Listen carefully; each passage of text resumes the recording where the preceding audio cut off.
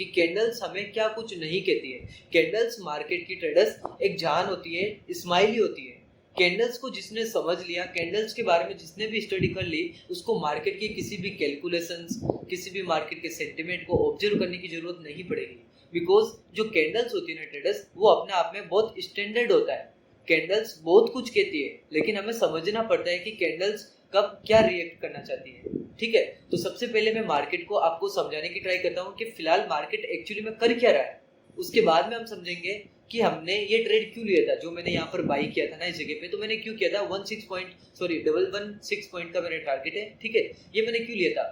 ठीक है, तो ये इसको समझने से पहले ये समझना पड़ेगा कि सर मार्केट पिछले कुछ दिनों में क्या कर रहा था। इसको समझो पहले आप। मार्केट ने क्या किया, मार्केट ने इस जगह से एक गैप डाउन दिया था। ठीक है, गैप डाउन देते ही मार्केट के अंदर थोड़ा सा बेरिशनेस आया, सेलर्स एक्टिव हुए एंड यहाँ पर इनको सपोर्ट मिला एंड फिर से वो अपसाइड की ओर चले गए। अब इस जगह को समझना अच्छे से। मार्केट की जो कैलकुलेशंस है उसके अकॉर्डिंगली हमारे पास में ये लेवल आया था। ये मार्केट की एक कैलकुलेशन है जो हर जगह रिवील नहीं होती। मार्केट की कैलकुलेशन बेस पे मैंने ये लेवल बनाया था। ठीक है, जब मार्केट के अंदर ये फर्स्ट कैंडल बनी थी ना, तब मैंने ये जो लेवल है पहले ही आइडेंटिफाई कर लिया था एंड मैंने यहाँ पर ट्रेड भी लिया था। ठीक है, तो यहाँ पर मैंने उस वक्त ट्रेड भी लिया था। तो ये लेवल मैंने उस वक्त कैसे आइडेंटिफाई किया, ये कैलकुलेशन बेस पे है, जो कि मैं सर सबके सामने रिवील नहीं कर सकता। मैं अपने कोर्स मेंबर के साथ में काफी अच्छी तरीके से हर एक चीज के बारे में डिस्कस करता हूँ, बट हाँ आपको भी यहाँ पर मैं जितना पॉसिबल हो सके यहाँ पर मैं आपको समझाने की ट्राई करता हूँ। जो भी मेरे रीजन्स है, जो भी मैं मार्केट को देखता हूँ, कुछ आइडिया आपको देता हूँ कि मार्केट में क्या चलता रहता है, हमें किस तरह से कैसे कब क्या ट्रेडिंग करनी है। ठीक है, अब देखो मार्केट की कैंडल्स को समझो। यहाँ पर क्या होता है मार्केट में, मार्केट ने जब ये कैंडल बनाई थी ना, और ये कैंडल बना करके मार्केट ने ये वाला एक डिमांड बनाया था सर, इसको समझना आप। मार्केट की ये एक हेवी डिमांड थी। ये जो मार्केट का ये जो लो पॉइंट है, इस कैंडल का जो ये वीक पॉइंट है, ठीक है, सो ये बहुत ही ज्यादा एडवांस कैलकुलेशंस बेस पे बना होता है। बिकॉज ये एक हेवी बेरिश शो कर रहा है, सॉरी बुलिश शो कर रहा है। बायर्स बहुत ज्यादा एक्टिव है। अब बायर्स इतने ज्यादा एक्टिव क्यों है, यहाँ पर मैं ऐसा क्यों बोल रहा हूँ, समझने की ट्राई कीजिएगा।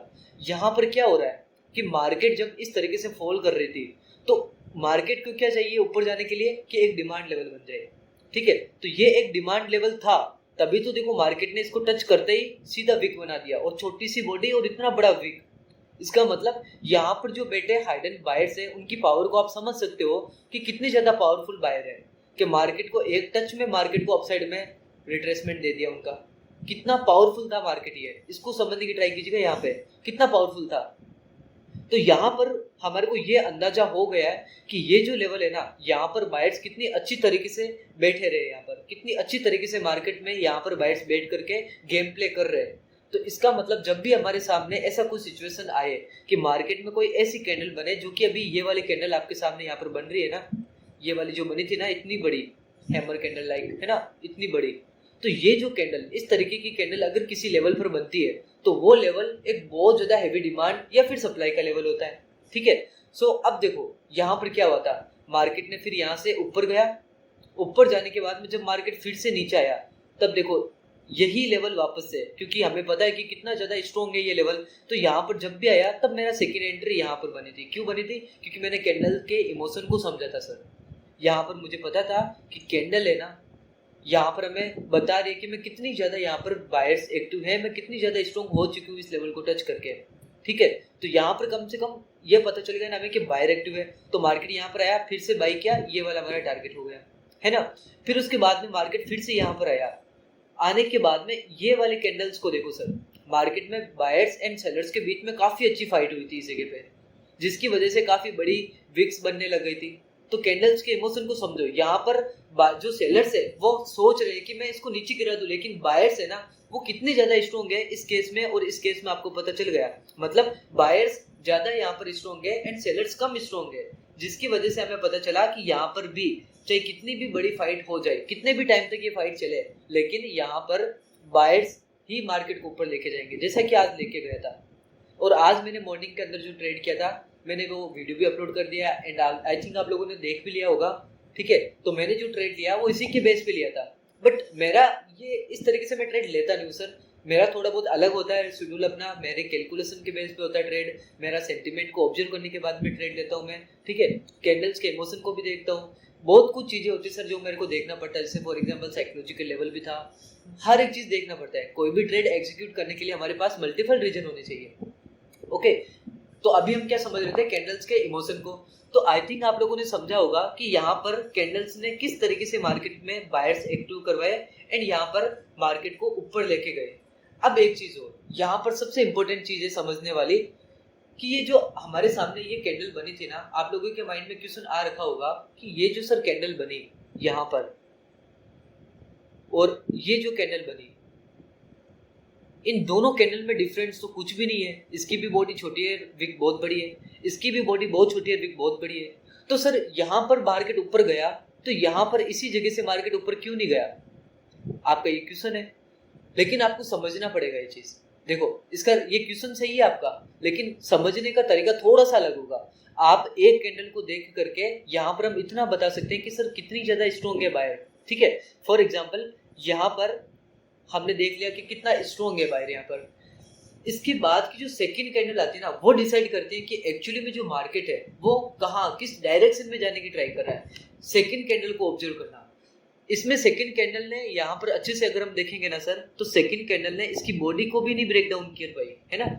इस केस के अंदर जो ये फर्स्ट कैंडल थी ना डोजी, इसके बाद में जो ये सेकंड कैंडल बनी, इस फर्स्ट कैंडल की जो लो था, बॉडी का लो, उसको भी ब्रेक डाउन नहीं कर पाया। कितना ज्यादा यहाँ पर बायर्स एक्टिव है, दिख पा रहे होंगे ना आप। लेकिन इस केस में देखो, इसकी ये वाली थी बॉडी, बॉडी छोड़ो, पूरी कैंडल को भी ब्रेक डाउन कर दिया सेकंड कैंडल ने, तो है ना। तो यहाँ पर क्या बता रहा है मार्केट कि मैं दिख तो रही हूँ कि बायर्स एक्टिव है, लेकिन इनसाइड जो सेलर्स है ना वो यहाँ पर ज्यादा एक्टिव है। क्योंकि जो सेकंड कैंडल थी ना, फर्स्ट कैंडल की विक तक को ब्रेक डाउन कर दिया था, लेकिन इस केस के अंदर ऐसा नहीं हुआ था। इस केस के अंदर क्या हुआ था, इस केस के अंदर हमारे को ये रिजल्ट मिला था कि जो सेकंड कैंडल थी वो फर्स्ट कैंडल के जो बॉडी का लो उसको भी ब्रेक डाउन नहीं कर पाई थी। ये स्ट्रॉन्गनेस बता रही है। समझना पड़ेगा, हर एक चीज में बोल के आपको एक्सप्लेन नहीं करा सकता, बिकॉज साइकोलॉजी चीजें ऐसी होती है जो कि हम समझा नहीं सकते, वो खुद को समझना पड़ता है। लाइव मार्केट में बैठ के खुद के ऊपर काम करके ये सारी चीजें जानना पड़ता है, तभी हम आगे जाकर के कुछ यहाँ पर डिसीजन ले पाते हैं, ठीक है। फॉर एग्जाम्पल इस केस के अंदर देखो, यहाँ पर क्या हुआ था, हमें पता है, इस जगह से हमें पता चल गया कि यहाँ पर बायर्स एक्टिव है। एंड सेकंड टाइम जब मार्केट यहाँ पर टच किया तब भी देखो एक बड़ी सी विक बनाई थी, है ना। तो ये भी कहीं ना कहीं शो करवा रही थी कि ये जो लेवल है काफी इंपॉर्टेंट है, ओके। तो किस तरीके से हमें बायर्स की एक्टिविटी देखनी है, आई थिंक आपको समझ में आया होगा। अब हम थोड़ी सी बात कर लेते हैं कि ये वाला हमने ट्रेड लिया ना, ये क्यों लिया था, इसमें ट्रेड लेने के पीछे क्या रीजन था मेरा। सबसे फर्स्ट, ये एक साइकोलॉजिकल नंबर था, है ना। ये 17,000 का एक साइकोलॉजिकल लेवल है। एंड सेकंड, ये एक फिबोनाची का भी लेवल है। आप यहाँ पर अगर आपको मैं बताने की ट्राई करूँ तो सर ये फिबोनाची के 0.3 का लेवल है, सॉरी 5 का लेवल है ना, 0.5 का लेवल है। एंड मार्केट फिबोनाची के हर एक लेवल को बहुत अच्छी तरीके से रेस्पेक्ट करती है। यहाँ पर देखो, सबसे पहले मार्केट 0.6 के लेवल पर आया, रिटेस्ट किया एंड फिर से ऊपर। यहाँ पर देखो 6 को कितनी अच्छी तरीके से रेस्पेक्ट किया। अभी देखो 0.3 को भी कितनी अच्छी तरीके से मार्केट रेस्पेक्ट कर रहा है। तो थोड़ा बहुत टाइम स्पेंड करेगा यहाँ पर, ठीक है, काफी ज्यादा टाइम स्पेंड हो सकता है, बट ओवरऑल हमारा टारगेट हिट हो जाएगा, क्योंकि हमारा स्टॉप लॉस 0.6 के नीचे। ये मैं क्यों बोला, ये नेक्स्ट क्लास के अंदर कभी मैं समझाऊंगा आपको, तब आपको अच्छे से समझ में आ जाएगा, ठीक है। तो अभी मैं थोड़ा बहुत वेट कर लेता हूँ मार्केट के अंदर, जब तक हमारा टारगेट हिट हो जाए, फिर उसके बाद में थोड़ी सी और डिस्कस करते हैं कि ये ट्रेड मैंने क्यों लिया एंड मैं यहाँ पर एग्जिट क्यों कर रहा हूँ, ठीक।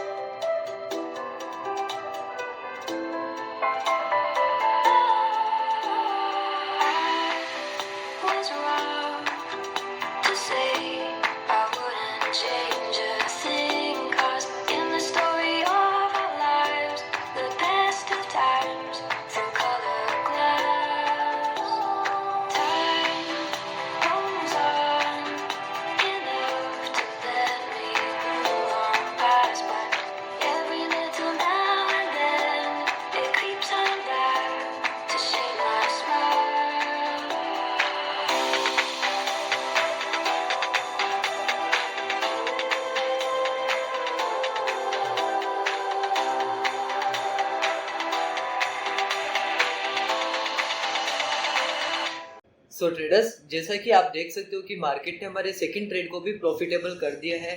देखो, मार्केट ने हमारा प्रॉफिट करवाया है, लेकिन हमने मार्केट को सीखा था, समझा था। हमने इस ट्रेड के पीछे कितनी सारी बातें की थी, कितनी सारी कैंडल्स के बिहेवियर को देखे थे, मार्केट के सेंटिमेंट के बारे में बात किए थे, हर एक चीजों के बारे में, ऑब्जर्वेशन के बारे में बात किए थे। ठीक है, अभी ये ट्रेड में यहाँ पर एग्जिट क्यों किया?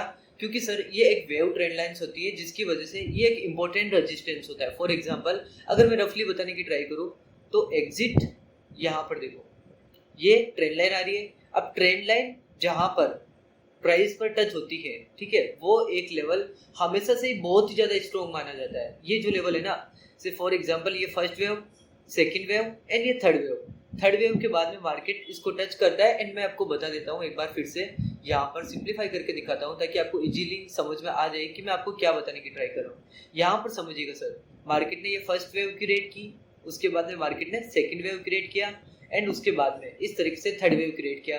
थर्ड वेव क्रिएट करने के बाद में मार्केट थोड़ा बहुत फॉल करती है, फिर उसको ब्रेकआउट करती है। एंड जब मार्केट इस वेव पर आती है ना, तो थोड़ा बहुत उसको रिजेक्शन दिखने के लिए मिल जाता है बेरिशनेस की तरफ, जिसकी वजह से मैंने यहाँ पर एग्जिट किया, क्योंकि ये लेवल इंपॉर्टेंट है। ये मैं इंपॉर्टेंट नहीं है, ऐसा मैं नहीं बोल रहा हूँ, ऐसा मार्केट बोल रहा है। जितना मैंने मार्केट को समझा है ना, जिसकी वजह से मैं ये जो प्रॉपर एंट्री एंड एग्जिट ले रहा हूँ, वो मार्केट की वजह से सर। बिकॉज लाइव मार्केट में मैंने मार्केट के हर एक सेंटिमेंट को ऑब्जर्व किया था। अभी मार्केट का सेंटिमेंट है, लोगों को लग रहा है कि साइडवे मार्केट है, लेकिन साइडवे नहीं है। चैनल्स मार्केट है, नहीं चैनल्स मार्केट भी नहीं है। अभी है वेव थ्योरी को मार्केट अप्लाई कर रही है, किस तरीके से कर रही है मैंने आपको बताया, इसलिए मैंने यहाँ पर एंट्री ली एंड एग्जिट ली। ये आज के दिन का हमारा सेकंड सेटअप था एंड सेकंड ट्रेड था, उसमें भी हमारा अच्छा खासा प्रॉफिट हो चुका है। एंड मैं अभी यूट्यूब पर भी ये सारी चीजें अपलोड कर दूंगा। बट ट्रेडर्स, जो मैंने आज कैंडल स्टिक्स के बारे में बताया ना, वो चीजें आपको कहीं नहीं मिलेगी, उसको समझने की ट्राई कीजिएगा। बाकी सब चीजें मार्केट में आती रहेगी, बनती रहेगी, ट्रेडिंग सेटअप बनते रहते हैं, लेकिन जितना हो सके पहले मार्केट को समझिएगा, कैंडल्स के इमोशन को समझिएगा। उसके बाद में आपको जो भी ट्रेड करना है, जहां भी करना है, आप लीजिए। आप लॉस नहीं करोगे, लेकिन डिसिप्लिन के साथ लोगे तो ही। ठीक है, सो ये वीडियो मैं यहीं पे एंड करता हूँ एंड मिलते हैं नेक्स्ट वीडियो के अंदर।